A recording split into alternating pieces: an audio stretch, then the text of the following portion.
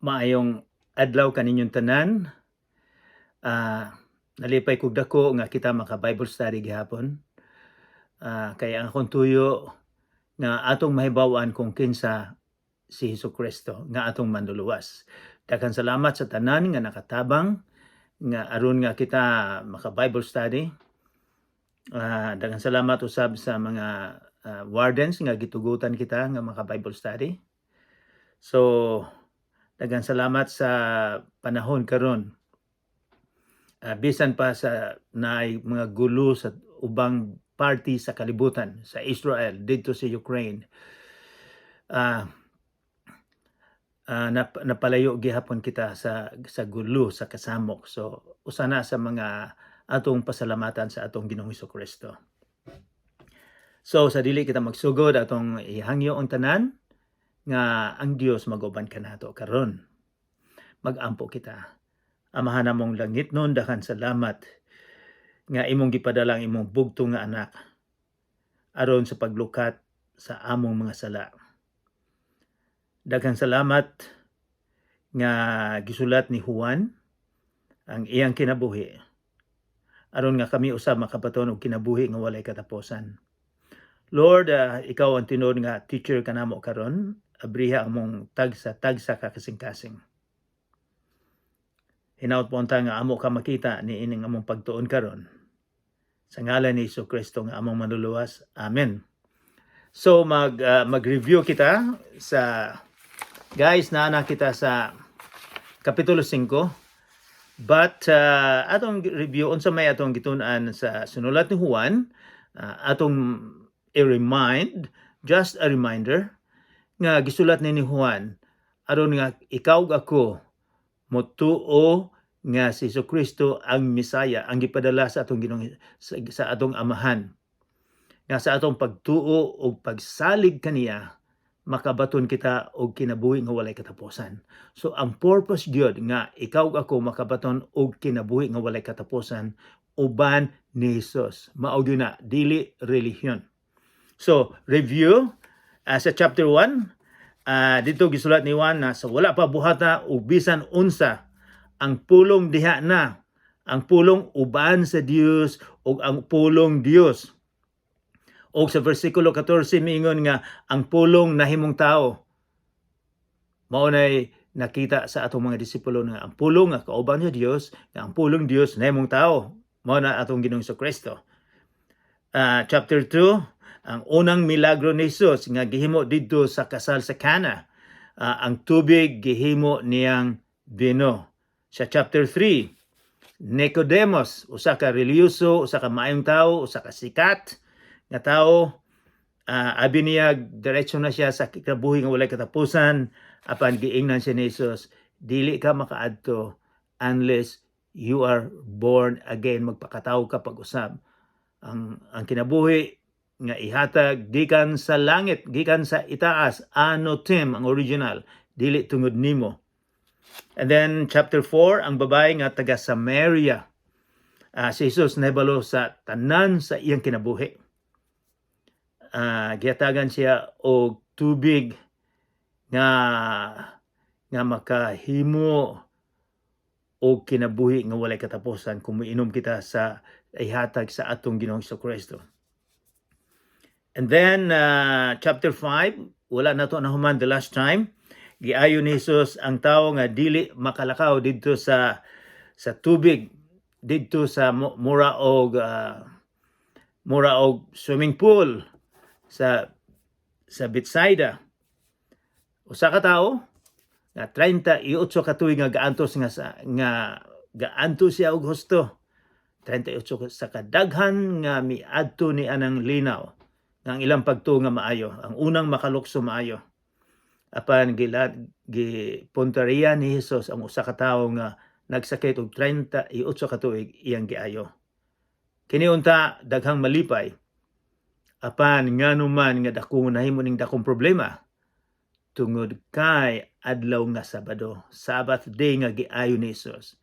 Og ang mga Hudiyo, mga relihiyoso, daghan sila kayong balaod nga dili himuon sa adlaw nga Sabado. Og ang ilang paglantaw nga ang gihimo ni Jesus supak sa ilang balaod. Imagine, ilang gisultihan ang Ginoo gabuhat sa kalibutan. Ang imong gihimo supak na. So tan-aw na to unsa may sa dihang giatubang ni Jesus kini mga tawhana. Unsay sa mo na itong gitunan sa usang semana nga gipakita ni Jesus ang iyang gahom. Just a review, ato lang padalian Verse 19, sultihan ko kamo, ang anak walay mahimo sa iyang kaugalingon. Nagbuhat lamang siya sa nakita niya nga gibuhat siyang amahan. Ang gibuhat sa amahan, gibuhat usab ni Jesus. Kini gigamit ni sa mga tawo nga dili motuo nga si Jesucristo Ginoo. Ilan ning gamiton dayon. Sultihan ko kamo, ang anak walay mahimo. Ang buti pasabot kung unsay gihimo sa amahan, gihimo usab sa anak. Walay gihimo sa anak nga supak sa kabubuton sa amahan. Kung unsay nahimo, gihimo niya. And then verse 20, ang ilang binding, ang anak nga Ginoo ug anak nga amahan, bind sila tungod sa gugma. Tungod kay sila nagigugma usag-usa. And then verse 22, ang amahan dili maghukom. Judgment. Si Jesucristo ang maghukom kanato nga ikaw magpunta sa impierno o magpunta uban kaniya, muadto uban kaniya. Dinay istorya sa Los Angeles nga usa ka judge, dinay usa ka babae nga iyang gisulutan kay overspeeding siguro sa eskwelahan. Dako kay penalty. Miingon ang judge, mao ni penalty, pila ka libo. Apan ang gihimo sa judge, miingon siya, pero ako ang magbayad niya na. Ug nanaog siya ug iyang gihalog ang babae. Ngano man, iya man ding anak. So siya ang gahatag og decision. Apan tungod sa iyang gugma, iyang gibayaran. Mao na gihimo sa atong Ginoong Jesucristo. Nga kita makasasala og ang atong penalty unta, ang silot mao ang kamatayon nga walay dili uban kaniya. Apan siya miani gipadala, nagpalansang siya sa cross aron nga bayaran niya ang atong mga sala. Pero katong mga tawo nga wala si Jesus, nga walay Kristo nila, dili sila makaatubang sila sa judgment sa atong Ginoong Jesucristo. Si San Pablo miingon nga if you are in Christ Jesus, there is no more condemnation. Walay condemnation kung naa ka sa atong Ginoong Jesucristo. And then, verse 25,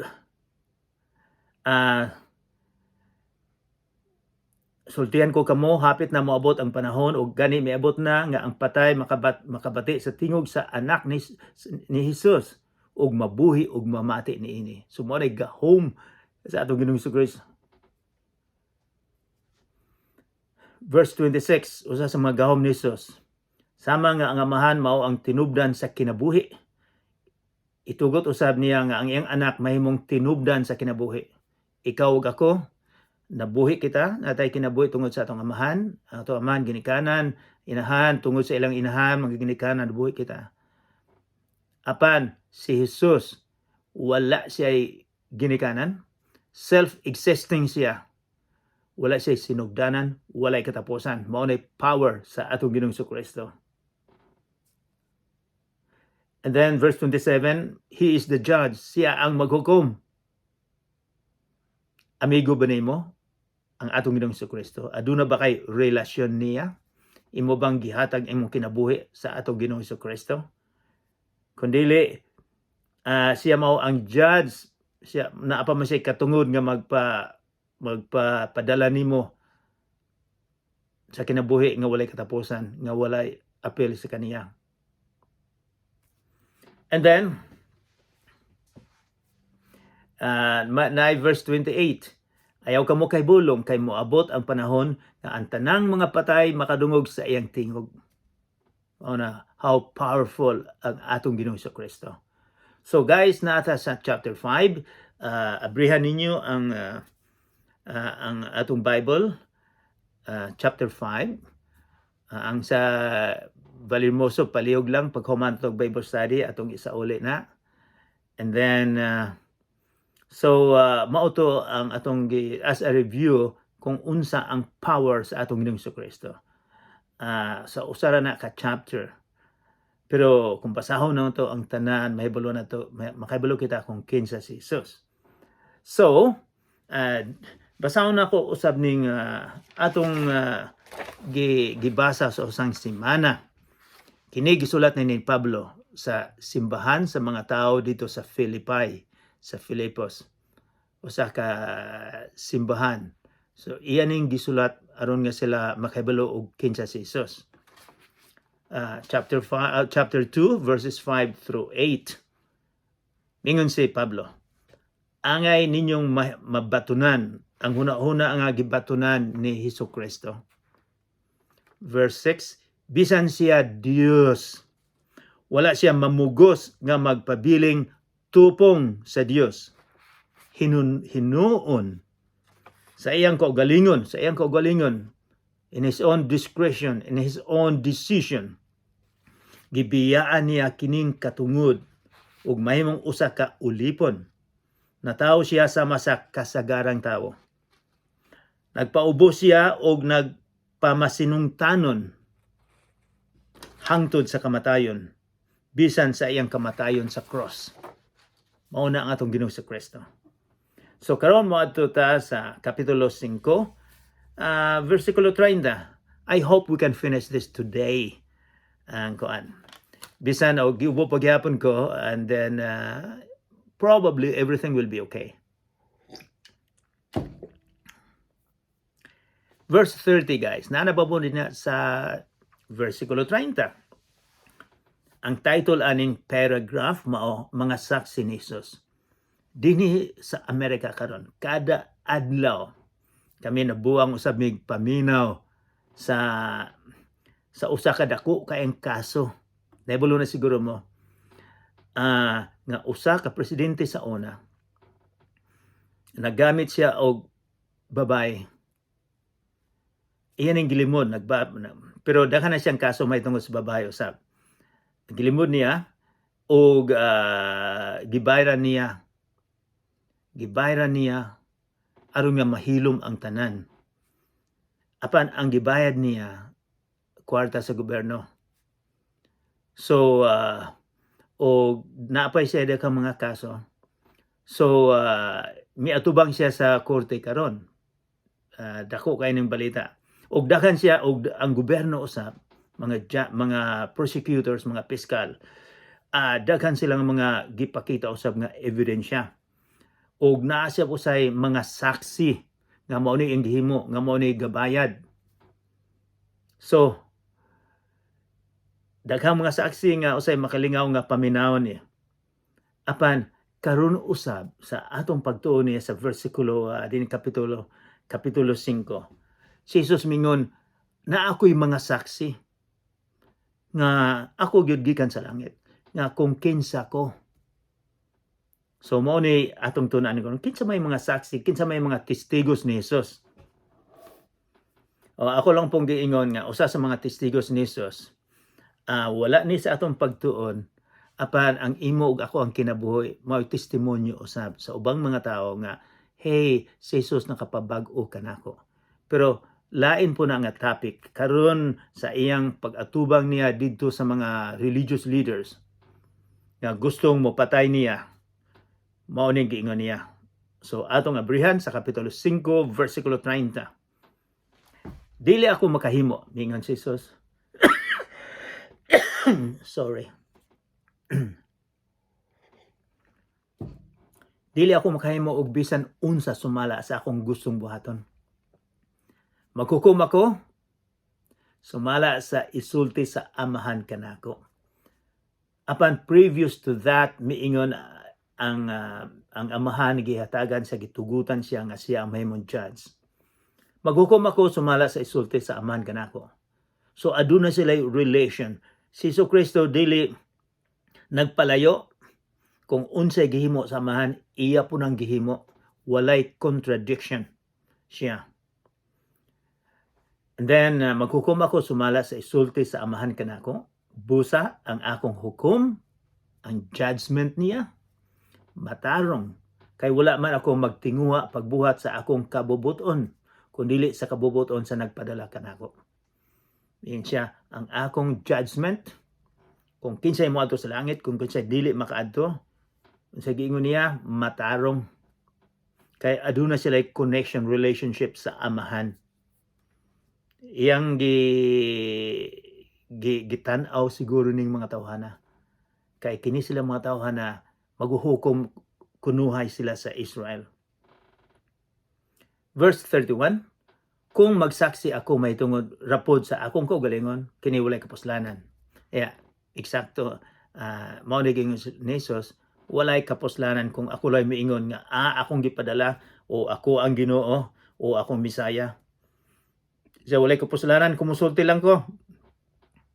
Verse 32, apan may lain nga nagsaksi may tungod kanako, ug nasayod ako nga tinuod ang iyang gisulti bahin kanako. So kini mga saksi, mga testigos.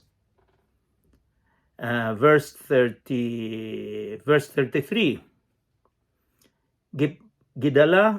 gipadala ninyo ang inyong mga sinugo ngadto kang Juan, ug misaksi siya may tungod sa kamatuoran. Kay kinigod sa atong pagtuon usab, si Juan nagsermon may tungod sa atong Ginoong Kristo. Miingon si Juan nga, miingon siya, that is the Lamb of God that will take away the sins of the world. Iyang giingon nga kana si Kristo, maoy lamb, maoy karnero, maoy gasa nga makapakuha sa sala sa kalibutan. Si Juan nagsaksi may tungod sa atong Ginoong Kristo.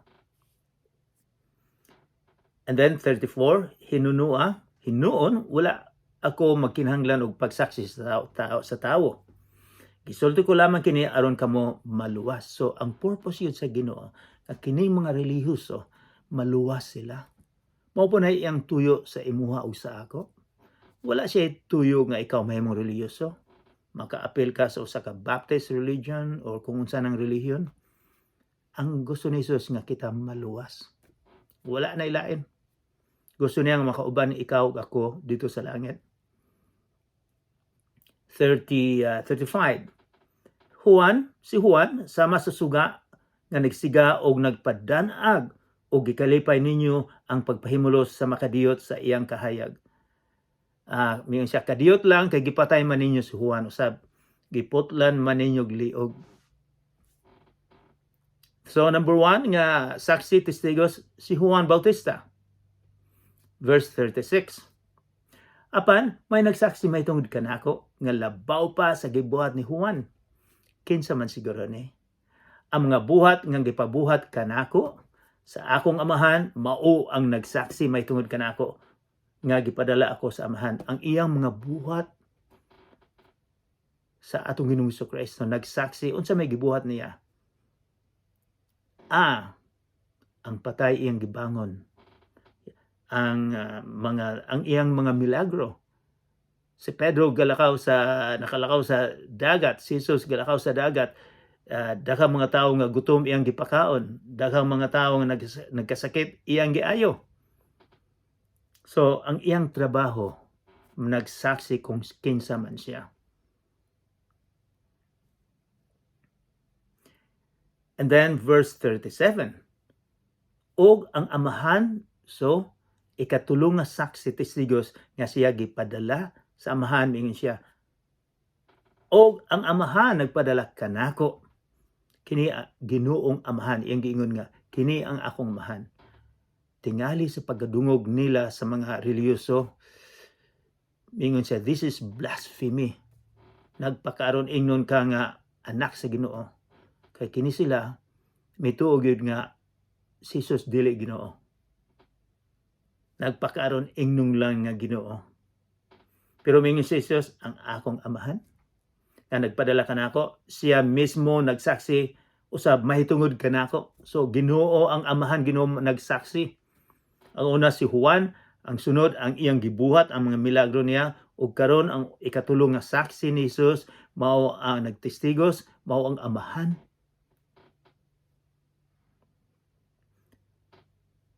Verse 37, wala kamo makadungog sa iyang tingog ug wala ninyo makita ang iyang nawong.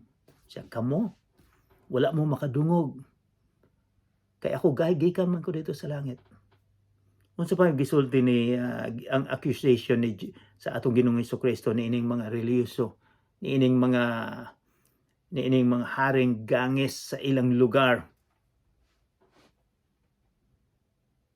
Verse 38, busa therefore ang iyang mga pulong, ang pulong sa atong Ginoo wala magpabilin diha kaninyo kay wala man kamo mutuo sa iyang sinugo. Wala man mutuo kanako. Kini sila mga tawhana, expert sila sa Biblia sa karaang tugon. Basa nila, memorize nila na, gidungagan pa nila daghang kay mga sugo. Pero wala day maka-epekto sa ilang kasing-kasing. So, verse 39, niingon si Jesus, nagtuon kamo sa kasulatan, Old Testament, wala pa ng New Testament, wala pang bagong tugon. Nagtuon kamo sa kasulatan kay nagtuman kamo nga diha niya na makaangkon kamo sa kinabuhing dayon. Sinay kinabuhing dayon. Ang ilang pagtuo di ay nga aduna na sila kinabuhing walay katapusan. Ang ilagong paglantaw, kung dili ka Hudiyo, sugnod ka sa impyerno. Sila lang ang maluwas. Pero unsa may condemnation sa atong Ginoong Hesukristo? Nagtuon kamo sa kasulatan, nagtuon kamo sa Bible. Kay nagtuman kamo nga diha ni ana makaangkon kamo sa kinabuhing dayon. Ang kasulatan, ingon siya, ang kasulatan, ang Old Testament, mismo nagsaksi may tungod kanako. So, ang nagsaksi ni Jesus, ang amahan, si Juan, ang iyang trabaho, ug ang Biblia. Ang ilang gitun-an yung pag-ayaw katong sinulat ni Moises sa Genesis, Exodus, Leviticus, Numbers, Deuteronomy. Expert na sila. Gituna nila nga ang ilang paglantaw nga makakuha sila kinabuhing walay katapusan. Apan wala nila masabda. Wala kamo verse 40. Apan kamo dili buot mo ari kanako. Verse 39 otro nako. Nagtuon kamo sa kasulatan. Kay nagtuon kamo nga diha niya na makaangkon kamo sa kinabuhing dayon. Ang kasulatan mismo nagsaksi may tungod kanako. Siya, ang gibasa ninyo nagsaksi, nagtestigos may tungod kanako. So kinidi sila wala mahibalo silang gibasa. Wala makasulod sa ilang kasing-kasing. Pareho sa nato na magbasa tag Bible apan walay epekto sa kasing-kasing. Walay na usob. And then verse 40, apan kamo dili buot mo ari kanako aron unta makabaton kamo kinabuhi. Wow, importante ang Ginoong Hesus. Siya day ang source sa kinabuhi nga walay katapusan. Kinahanglan din ta muduol, kinahanglan nga kita muduol kaniya. Dili di kita muduol sa atong relihiyon. Kung kinsa ng leader sa Pilipinas sa religion, muduol eta kaniya. So dimalas tong mga tao nga dili muduol sa atong Ginoong Hesukristo. Ang gusto guniya nga kita muduol aron nga mahatagan kita og kinabuhi nga walay katapusan. Mao ni purpose tuyo gyud. Verse 41. Wala ako makinahanglan nga daygon sa mga tao. Apan nasayod nga wala diha kaninyo ang gugma sa Dios. So, nganong mingon man si Jesus niini? Kining iyang giatubang nga mga tao, gusto nila nga daygon sila. Mulakaw sila sa kadalanan, you know what? Mag-ampo sila. Aron nga modaig sila nga, relihiyoso sila gusto. Si Jesus, sa resulta niya, wala ako makinahanglan nga daygon sa mga tao. Apan ako nasayod nga wala diha kaninyo ang gugma sa Dios. Wala day gugma. kining mga tawhana pila ka gatos ka tuig nga sila nagampo sa Ginoo. Wala day sila gugma. Naigugma ka ba sa atong Ginoong Kristo? Gusto kong inyo ning huna-hunaon. Verse 43, mianhi ako dinhi sa yuta sa ngalan sa akong amahan, apan wala ako ninyo dawata. Apan kung may muanhi sa lamang sa kaugalingong ngalan, dawaton ninyo. Ang mga Hudiyo, ang mga kadugo ni Jesus, wala siya dawata. Bisag diri sa amo sa North America, sa USA, Canada, Europe, daghang mga tao nga dili dawato nila ang atong Ginoong Kristo. Tungod kay mingon siya, hey, maayong kinabuhi namo dinhi, daghang kaming kwarta diri. We don't need God. Wala na mo gikinahanglan ng Ginoo. Daghang mga tao dinhi nga dili nila dawaton.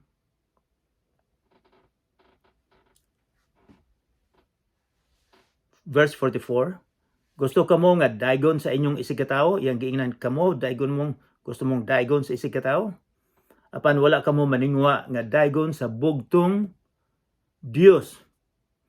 Busa unsaon man ninyo pagtuo kanako.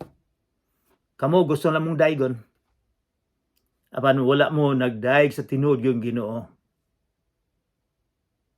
Minsan ang bugtong Dios, busa unsaon man ninyo pagtuo kanako. Wala mo ipagtuo kanako. Verse 45, apan ayon ninyo hunahuna nga isumbong ko kamo sa akong amahan, si Moises, nga mao'y inyong gilauman, nga mutabang kaninyo, mao hinoy magsumbong kaninyo. Kini silang tanan, mituo sila, misalig sila ni Moises, katong mga sugo ni Moises, nga kung sundo nila ang tanang gisugo ni Moises, makaadto sila sa langit. Apan si Jesus mingon, si Moises ang magsumbong kaninyo, gipadaghan ninyo ang mga balaod, apan wala day gugma sa inyong kasing-kasing. Mingon siya, ang mag-accuse ninyo si Moises, ang iyong paglantaw nga inyong amahan nga makapadala ninyo didto sa langit. Usba na akong 46, kung tinuod pang nagtuo kamo ni Moises, mutuo usab unta kamo kanako. Kay nganuman, kay nagsulat man siya mahitungod kanako. So, ang Old Testament nagsugod sa Genesis, Exodus, Leviticus, Numbers, Deuteronomy, ang karaan nga tugon nagsulat mahitungod sa atong Ginoong Kristo. Naa ang tanan mahitungod ni Jesus, ug naa po din sa New Testament mahitungod sa kinabuhi sa atong Ginoong Kristo. Ingin siya, naa nasulat man mahitungod kanako. Wow. Apan, kay wala man kamo mutuo sa iyang gisulat, unsaon man ninyo pagtuo sa akong gisulti. So, daghang mga tao nga mobasa sa Biblia, naay mga dili adlaw-adlaw, kay kadaghanan sa mga tao karon dili mobasa sa Bible, naay ubang nga mobasa sa Bible, apan dili makasulod silang kasing-kasing. Kay wala man sila mutuo. Ilang magituohan ang ilang relihiyon. Wala man sila mutuo nga ang Biblia nagsulti mahitungod sa atong Ginoong Kristo. Nga siya lang makahatag kinabuhi nga walay katapusan. So, unsa may imong paglantaw sa atong Ginoong Kristo? Sa atong pagtuon sa sinulat ni Juan kapitulo 5, ingon nakita nato ang power sa atong Ginoong Kristo. Nakita usab nato karon ang mga saksi, ang mga testigos niya. Unsa may imong desisyon sa atong Ginoong Kristo? Imo ba siyang akseptahon nga maoy Ginoo sa imong kasing-kasing? Kay kung kita bisag unsa kita makasasala, limpyuhan niya ang atong kasing-kasing, pasayloon ta niya. Pareha sa usa ka tawo dito sa cross, kauban niya.